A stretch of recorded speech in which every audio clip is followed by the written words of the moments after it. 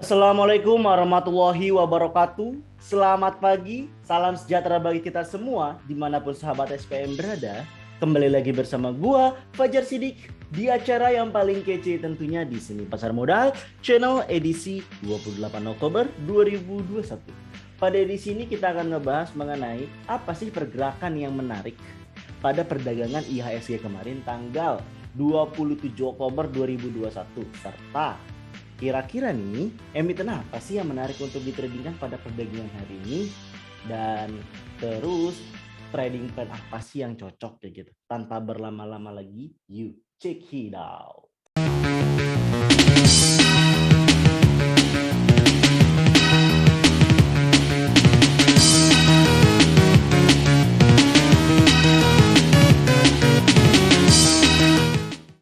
Analisis teknikal saham harian 28 Oktober 2021.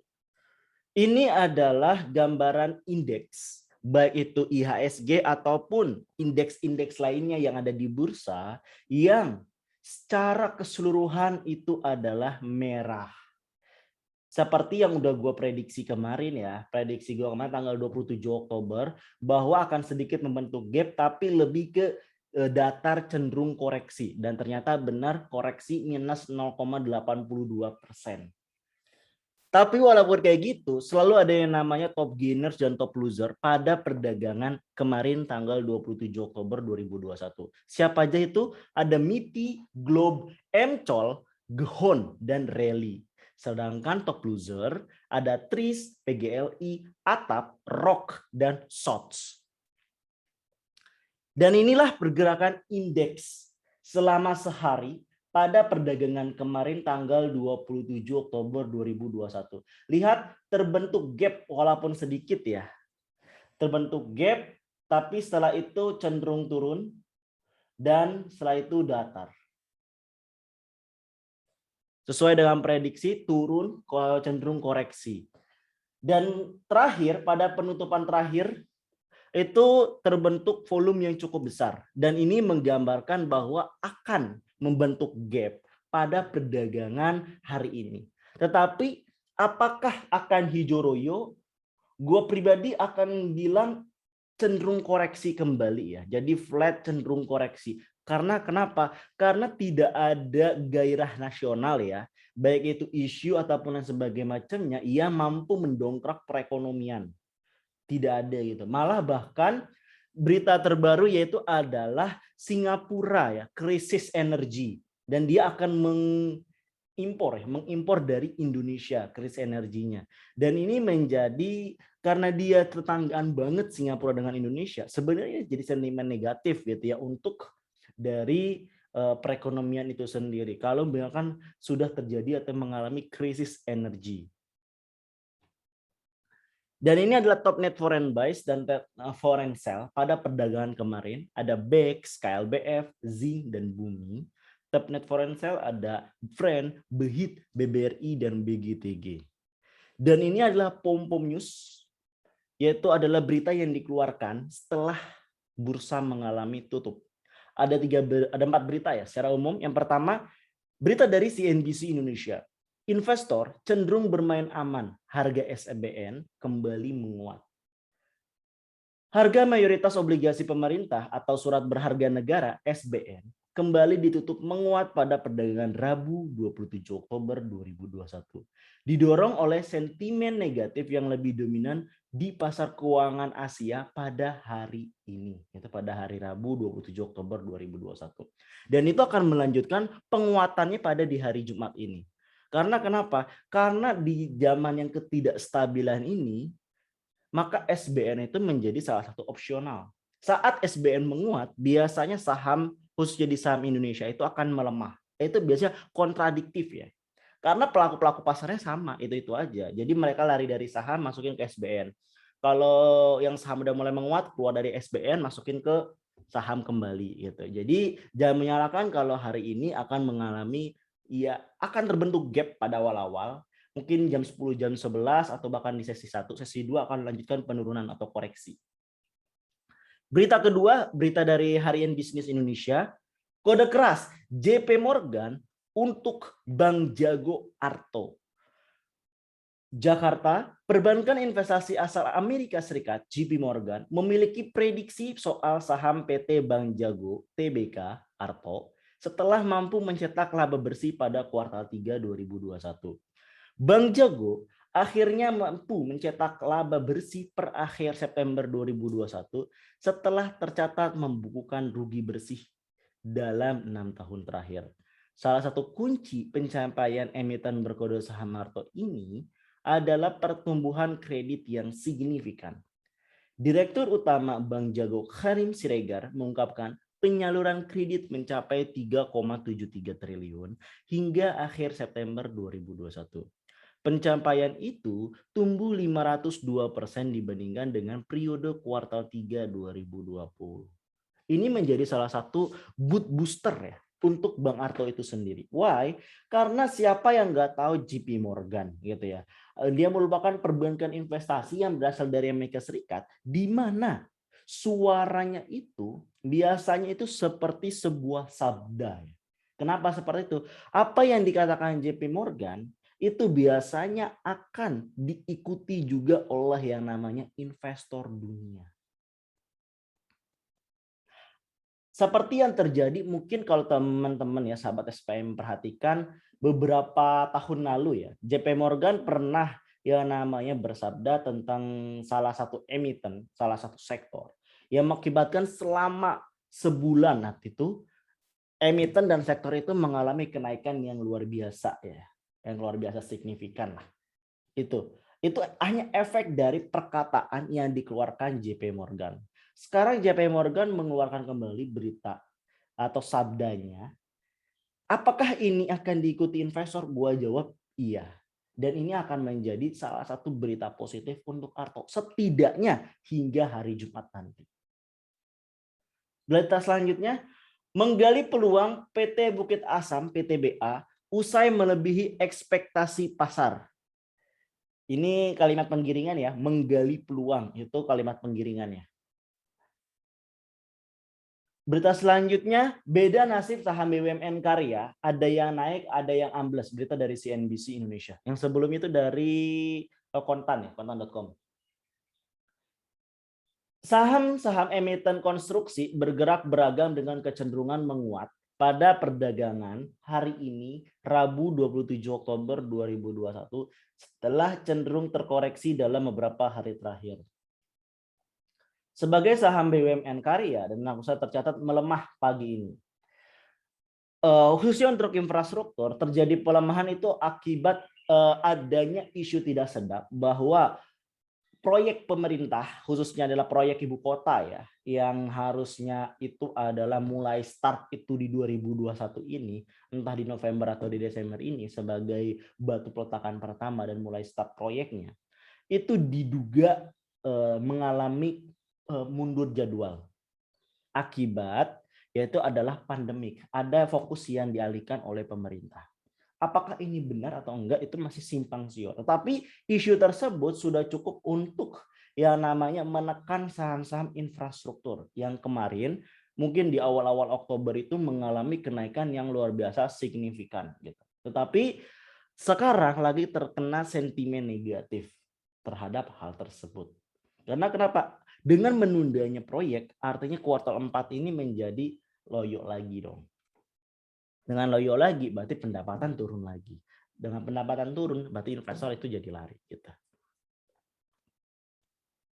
Inilah review rekom emiten pada perdagangan kemarin 27 Oktober 2021.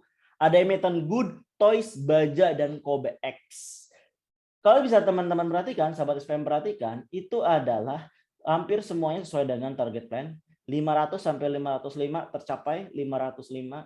Jual di 197 sampai 199, outstanding out of standing di 204 untuk Toys. Baja 352 sampai 360, out of standing di 382. Lalu Kobe 178 sampai 180 out of standing. Jadi secara overall, apa yang gue targetkan di trading plan itu out of standing sesuai dengan target plan, ya. Yang udah gue buat itu beli, cut loss dan jual. Tapi ada pertanyaan, Bang, kalau sesuai trading plan gue nggak bakal dapat, Bang. Lihat aja, Bang, di sini open 500. Sedangkan buy gua di sini 495. Lihat di sini ada low 490. Masukkan bisa. Terus yang kedua 189, 188 mirip. Lalu yang ketiga 370 sama 354. Ini nggak masuk. Bang, nggak masuk. Iya, nggak masuk. Tapi kan ini ada range di antara 342 sampai 352. Range yang gua kasih ini adalah range di mana itu adalah profil resiko, yaitu adalah low risk dan middle risk. Itu yang gua kasih. Bagi yang ada gap range di sini itu adalah profil resiko very high risk. Sekali lagi very high risk. Begitu juga yang terjadi di COBEX. Ada range di antara 175 sampai 178. Ternyata opennya di 181. Ada range bisa di 177, 178, 179. Tapi ingat, itu adalah profil resiko very high risk. Jadi tinggal lu menentukan yang udah gua buat trading plan-nya, atau lu pengen buat, oh gua very high risk, nggak apa-apa sedikit meleset. It's okay.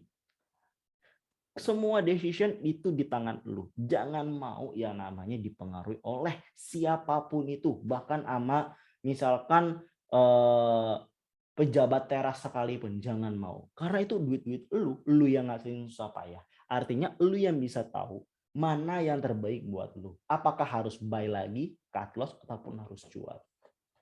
Tapi yang harus diingat, membuat trading plan sebelum market buka itu adalah sesuatu yang wajib lu lakuin agar apa? Tidak tersesat di pasar modal. Khususnya pada saat perang, pada saat jam perdagangan buka di antara jam 9 sampai jam 3 sore. Dan ini adalah analisa teknikal harian pada perdagangan hari ini ya, buat hari ini tanggal 28 Oktober 2021. Di sini gue pakai dua indikator, yaitu adalah MACD, Moving Average Convergent Divergent, dan indikator Commodity Channel Index. Apa perbedaan di antara keduanya? Indikator MACD disebut sebagai indikator untuk melihat kekuatan tren. Cara bacanya pun itu sangat-sangat mudah, yaitu adalah beli pada saat persilangan di bawah. Tanda di bawah itu apa? Ada angka 0. 0 ini adalah angka garis tengah yang menentukan udara utara dan daerah selatan. Lu beli di daerah selatan, jual di daerah utara. Lu beli di daerah selatan, jual di daerah utara. Hanya prinsip kayak gitu. Atau istilah kerennya adalah golden cross, golden dead cross. Lalu untuk Commodity Channel Index, gimana cara bacanya? Commodity Channel Index adalah indikator untuk melihat suatu tren atau bisa dibilang suatu sentimen pasar. Apakah pasar itu sentimennya ke arah positif ataupun pasar itu meresponnya ke arah negatif. Saat merespon ke arah positif, dia garis ini nih akan menuju ke utara. Itu berita positif. Tapi kalau menuju ke selatan atau ke bawah, itu artinya berita negatif. Kalau berita positif artinya banyak buy. Kalau berita negatif berarti banyak sell. Oke, clear sama segini ya gimana cara bacanya. Kita lanjut ke emiten BWPT. Secara BWPT memang dia berada di bawah, tinggal menuju titik golden cross ya. Dan ini udah berada di titik psychology. Artinya awal-awal bursa BWPT akan mengalami tekanan dulu sebelum akhirnya di 15-30 menit kemudian akan baru mengalami rebound naik ke atas. Ini adalah BWPT, buy di 93 sampai 94, cut loss di 90, jual di 96 sampai 98, kemungkinan naik 50,85%. Yang berikutnya adalah Arto sesuai dengan berita positif tadi ya yang dikeluarkan oleh JP Morgan. Bisa dilihat ini adalah titik psikologis jenuh jual. Ya. Dan ini juga udah sedikit hampir mengalami golden cross. Jadi akan mengalami koreksi dulu turun ke bawah sebelum akan naik ke atas di 15 sampai 30 menit. Kalau gua duga tuh sekitar jam-jam segitu Arto akan naik lagi ke atas. Buy di 14.850 sampai 14.900. Cut loss di 14.775, jual di 15.150 sampai 15.200, kemungkinan naik 55,10%. Berikutnya itu adalah yellow. Kalau yellow punya study case yang berbeda. Kenapa? Karena di sini masih memberikan sentimen positif dan ini belum hampir mendekati titik psikologis jenuh beli, tapi masih bisa naik. Jadi dia akan masih bisa naik dulu pada awal-awal sesi ya, pada perdagangan hari ini. Bisa lu perhatikan, beli di 416 sampai 418, cut loss di 406, jual di 422 sampai 426, kemungkinan naik 47,75%. Lalu yang terakhir adalah MITI, dan ini lebih powerful lagi dibandingkan yellow tadi ya. Kenapa? Lihat, masih akan naik ke atas, masih akan naik ke atas, dan dia belum jenuh. Walaupun sudah sedikit, tapi ini masih akan berita positif naik ke atas. Jadi ini bisa lo ambil kesempatan untuk melakukan trading harian, jual dan beli. Beli di 127 sampai 131, cut loss di 120, jual di 144 sampai 153, kemungkinan naik 50,53%.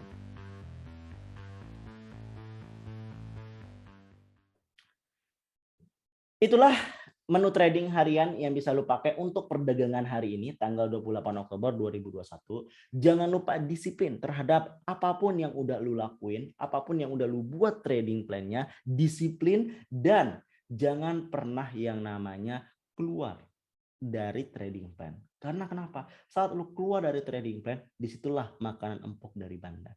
Oleh karena itu, di sini gue nawarin buku nih ya. Jadi lu bisa dapat bukunya itu di Tokopedia, di Bukalapak, di Shopee, ataupun lu datang langsung ke Gramedia toko buku. Itu adalah buku The Art of Mr. Market, di mana buku ini mengungkap keberadaan bandar, mengungkap keberadaan sesuai ikonin gajah di pasar modal.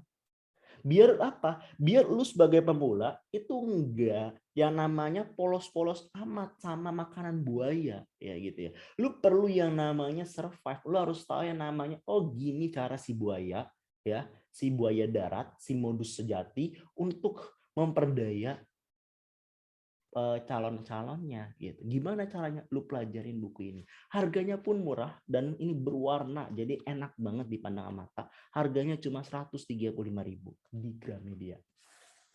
Dan buat lu yang satu lagi nih, ini ada buku Millennial Investing. Jadi ini buku ini udah fundamental perusahaan, sequel pertama dari buku The Art of Mr. Market. Jadi ini bisa lu temukan. Harganya pun hanya 89.000 tapi sangat-sangat berkualitas, ada 200 halaman lebih di mana lu bisa mencari ini emiten yang pusing nih, kira-kira emiten apa nih yang memiliki resiko rendah, fundamental yang baik tapi bisa meledak, naik, go to the moon seperti di bulan Januari Februari nanti. Emiten apa? Lu bisa baca buku ini. Di sini dijelaskan bagaimana cara screening emitennya, bagaimana cara menilainya, dan bagaimana cara biar nggak terjebak sama apa bisa dibilang pemanis dari si bandar, khususnya di laporan keuangan. Bagaimana mendeteksinya ada di buku ini semua. Dan harganya murah juga, hanya 89.000 di toko buku Gramedia terdekat. Ataupun bisa lo beli di Bukalapak, Tokopedia, ataupun Shopee. Itu aja yang bisa gue sampaikan. Jangan lupa untuk like, share, dan subscribe jika konten ini bermanfaat. Gue Fajar Sidik pamit. Bye. Selamat hari Kamis ya. Selamat hari Kamis dan happy Jumat.